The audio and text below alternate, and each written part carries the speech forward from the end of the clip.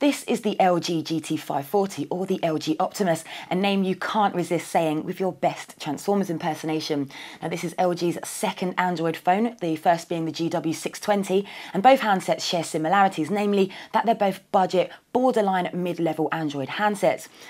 And the Optimus looks like a budget phone in that it's not very impressive, but as far as budget handsets go, it is one of the better looking, sporting a brushed aluminium body and a 3.2-inch screen. Now I have a huge gripe with the Resistive Touchscreen, pretty much the same problems I had with the GW620, so it takes multiple taps for it to register your command, which is pretty annoying. If you have long nails, you do fare much better, but even then, it's still pretty touch and go. So if you like to do things quickly, I'd steer clear.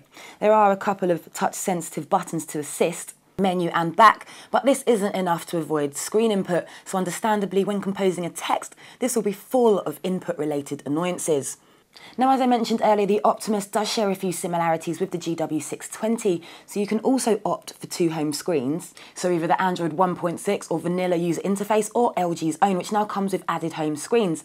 So you get the standard 3 home pages with the pull-up menu with Android, and up to 7 with LG's, with a menu that you can divide into subsections, both of which are fully customizable for your favourite shortcuts and widgets.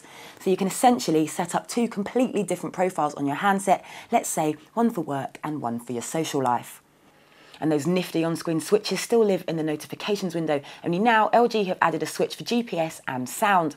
There's also the social networking manager, so you can access Facebook, Twitter and Bebo via a single portal, and there's also the option to link the relevant accounts with people in your address book. Now it's a decent enough experience, giving you your social networking fix, but unfortunately the screen input lets it down big time. Okay, so moving on to the multimedia side of things, and video on the Optimus is passable and will certainly burn time on that boring commute. But as the screen res is only HVGA, there's not a great amount of detail, so don't expect to be blown away. But if it helps, pulling videos from YouTube was nice and speedy.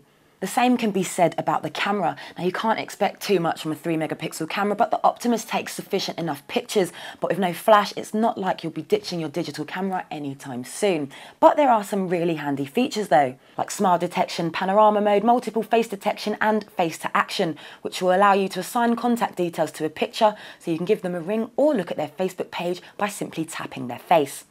Now browsing the web is a pretty nice experience on the Optimus. Pages load quickly and scrolling is fast and isn't stifled by lag. Now it struggled to display some images at times, but generally you'll be able to check out your favourite websites like stuff.tv on the move and with ease.